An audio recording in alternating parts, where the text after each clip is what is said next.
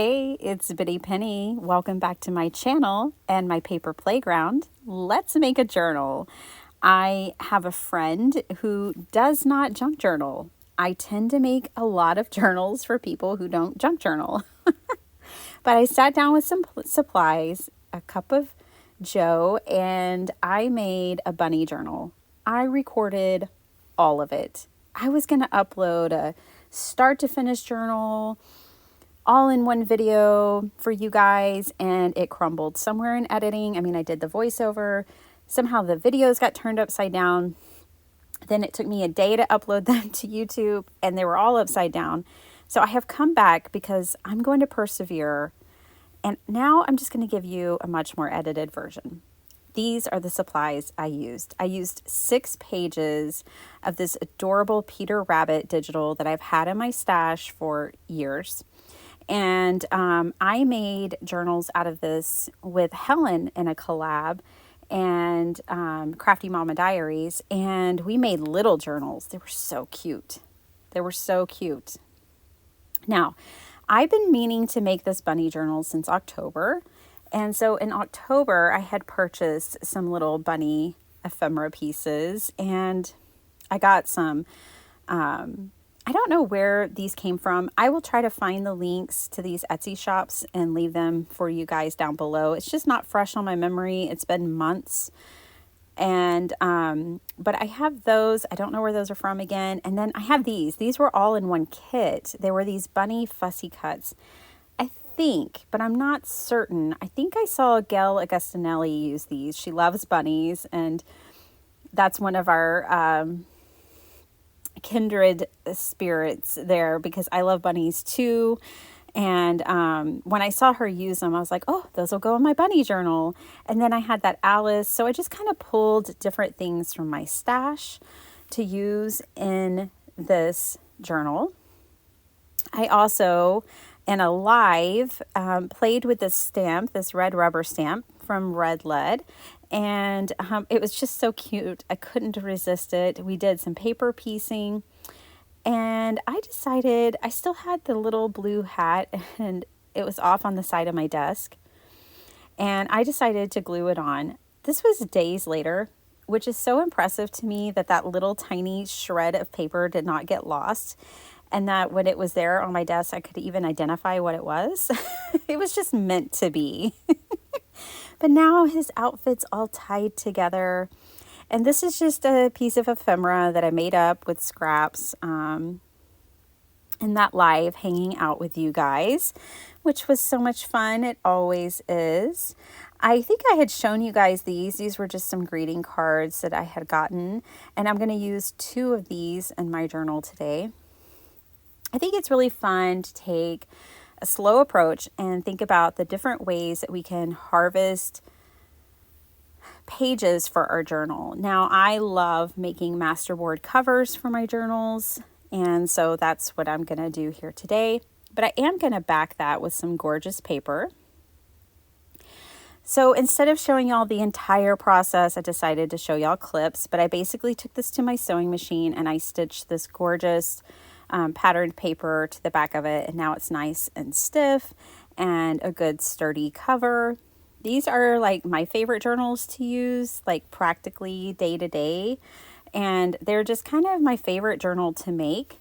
It's single signature.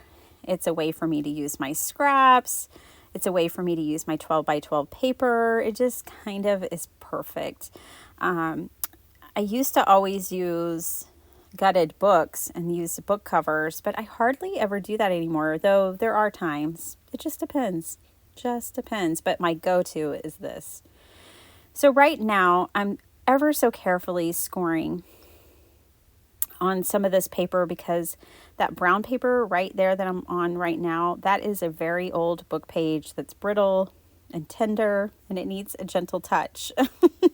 As I score at the 6-inch mark on this 12 by 12 paper. So this paper measures 8.5 by 12. Well, it's just a hair over 8.5. And yeah, there's that hole at the top there from the paper pad. I'm not worried about it because it just so happens to be like centered where I'm going to be stitching in the signature, so I'm really not worried. I did go ahead and score 1/8 of an inch on both sides of that 6-inch mark, just to give more of a rounded spine for this journal. So that's how I did the cover. And then I'm going to show you a little bit here with the signature. So with my signatures, I think that's my favorite part. I went into great detail in the previous video that y'all will never see about how I score my paper now to get different sizes, how I cut to get different sizes. But I flipped through my journals many times to figure out what the feeling will be of the journal, and I really have come to think that that might be my favorite part of making a junk journal, is creating the chemistry of the journal and how it will feel when it's in use, flipping through the pages. So we'll have to just dive into that another time, but I think you understand. So I did have that greeting card and I wanted to cover the back of it. And so I had taken this image, which was from an Alice set that I had, and I printed 4 copies to a page, which gave me these like perfect little A2 card fronts, basically. And this is what I'm going to use to cover the back of that greeting card. A lot of times I like to use greeting cards in my junk journals as pages. And a lot of times I just leave like the greetings on there, even if they're signed. I think there's something really special about that. This one was a blank card, but I did decide to cover the backs of them. I do typically cover the backs.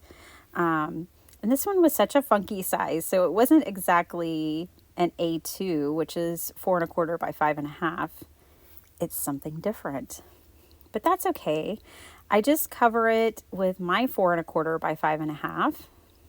I trim off the excess there on the side, and then I add a little scrap of patterned paper at the bottom of it to fill in the image. And I'm actually going to leave the other side white and plain. And whoever, well, I know who's getting this journal. It's a custom journal. But when she gets it, she'll be able to journal on that side. I never mind a little white space in my journals. Everyone, I think, probably has a different comfort level or threshold of what they like. But this one has ample journaling space. Because I'm making it for someone who doesn't junk journal, I'm not adding a lot of pockets or flips. I'll have just a few. Actually, I don't think I added any real flips in here besides the pattern pages, pattern paper pages. Sorry, my throat is doing something special today. So, I don't know. It doesn't want me to do a voiceover. I know that. Perseverance. Back to the theme of perseverance. My goodness. Sometimes we just have to push through, you guys. I'm not a quitter. I'm not going to give up. I recorded this for you guys, and we are going to get through this. Whether it's pretty or not, or what I wanted it to be or not, we're getting through this. Okay, so I have that card covered. And this is what I do. I just keep flipping through a journal. And I get, inspired. Like here, I'm going to cover this white page. I have lots of ways that I like to cover a white page, which I have done here with you guys a number of times. I like to use old book pages. I like to use patterned paper. I like to use stencils and ink and lace. I think those are my top ways of covering a white page. In this case, I had this scrap of paper and I put the 2 little bunnies on it. And then I decided I would turn that into a pocket. I needed to sturdy it up, so I brought in another more sturdy, this gorgeous paper. And I'm actually going to take this piece to my sewing machine and I'm going to stitch around it and create a pocket here on this page. I could have used a stencil on this page. I could have backed this page with patterned paper or ephemera or anything, but I decided to leave it white. That tea dye paper that is right next to it that the yellow clip is on, I love tea dyeing like that now. My friend Desiree got me stuck on that because it makes sense to have then tea dyed pages and white pages. So for me, it makes sense. And that's why I like to have that partially dyed paper in my journals. So I just added glue to the center of that and then stitched it and glued it onto the page as a pocket. I made this adorable little bunny paper doll, and I made her from a number of supplies. So the head I got from the Bunny Fussy Cuts, and then the doll dress is a red lead stamp. But the dress was made by my friend Barbie. Thanks, Barbie.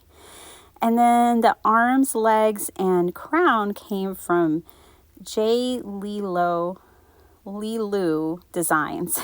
I'll leave it linked down below on Etsy.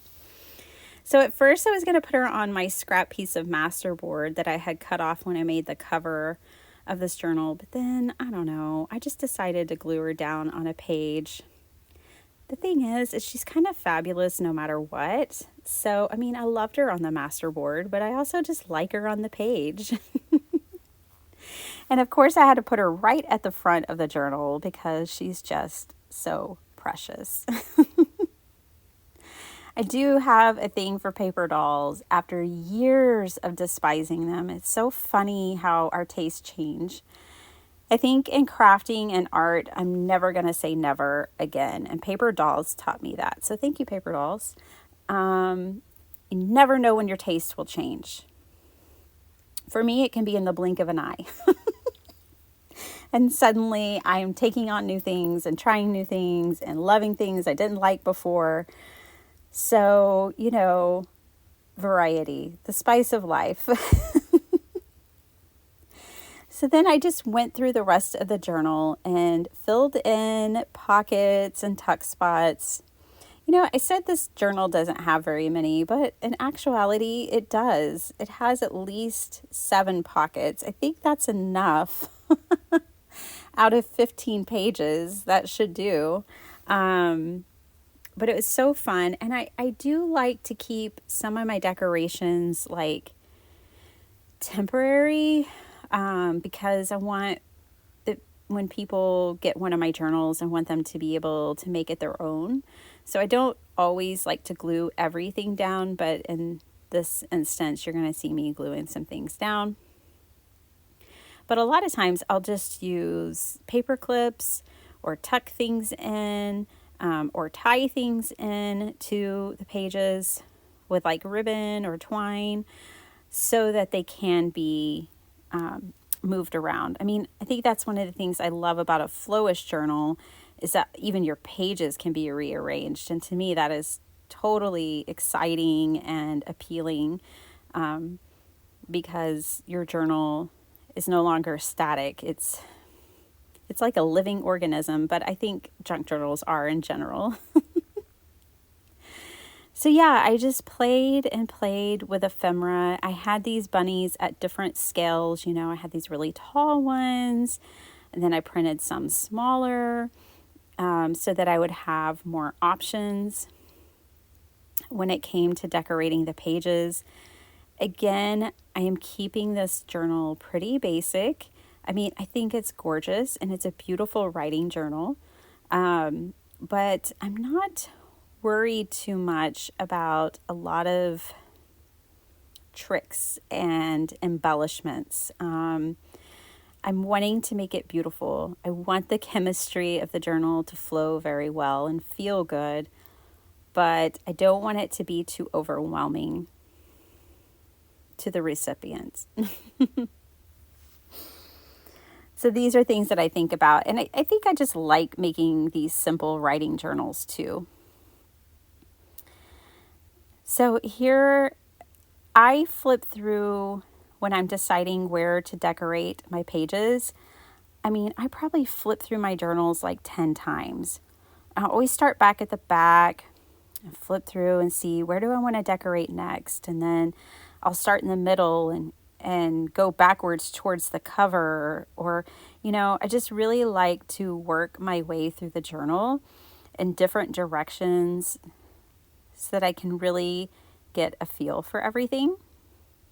Here I'm taking scraps, and they were both very thin, so I just backed one with the other to make a belly band, a really simple belly band, but I loved the jolt of color that blue and pink gives to this spread. And that was definitely a consideration I had in mind as I was, decorating these pages, was to bring color and energy to some of these spreads that were a little more neutral, like this one. And that's just something for me that is very appealing, is to have pops of color or interest throughout the journal, like consistently throughout the journal. And I think I'm starting to find the balance between like how many digitals I want to put in my journals and how much variety I want. I tend to like at least like 4 different types of paper that are consistently used throughout the journal, with a couple of highlights, random. Like on this one, I just added 2 book pages. So those were kind of my random highlights, if you will.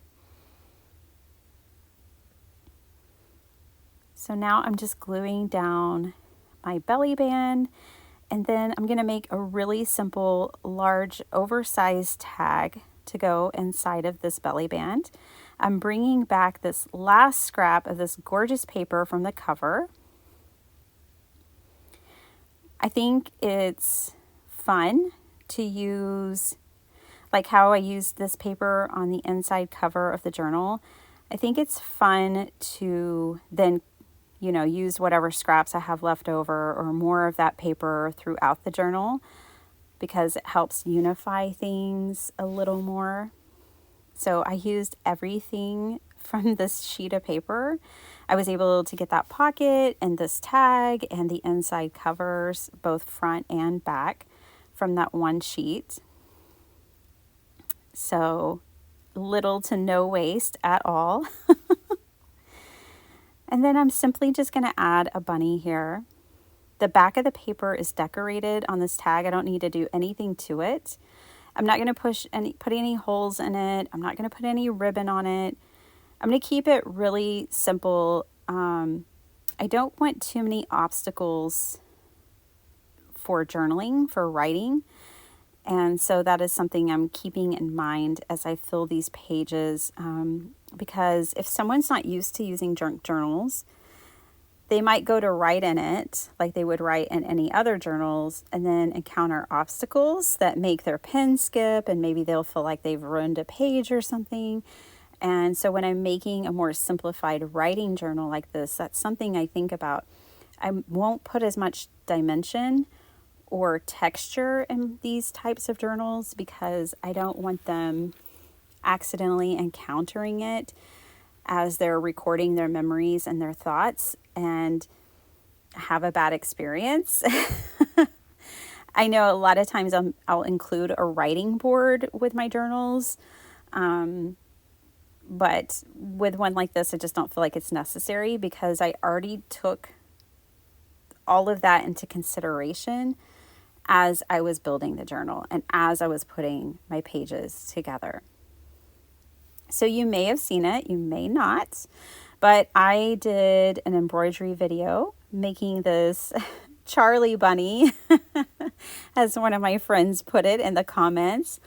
Yes, I said that I made this bunny look like Charlie Chaplin with those thick whiskers. So I'm just starting slow stitching as a brand new hobby to take on with my junk journaling and card making in 2024. So this was my first project, and it was a lot of fun. It was a grand learning experience, and I'm delighted to share my crafty journey with you all.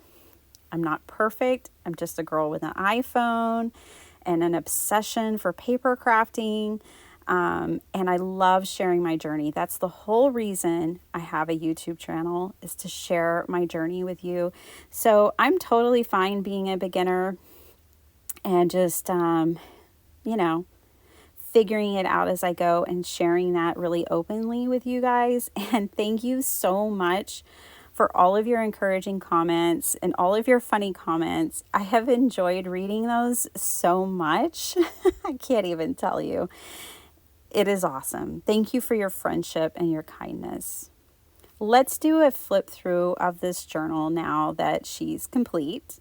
I had so much fun making this journal.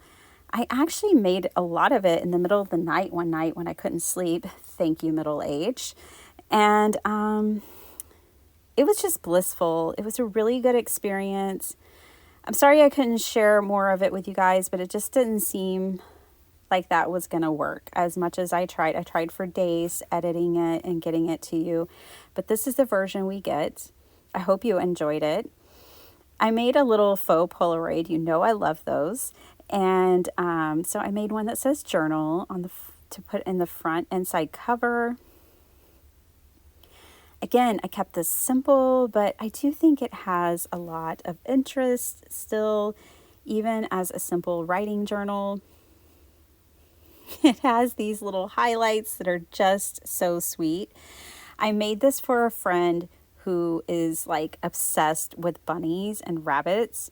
So I just had to make it for her. I would love to make another one or two. A lot of times, I make I'll make 5 or 6 journals at the same time.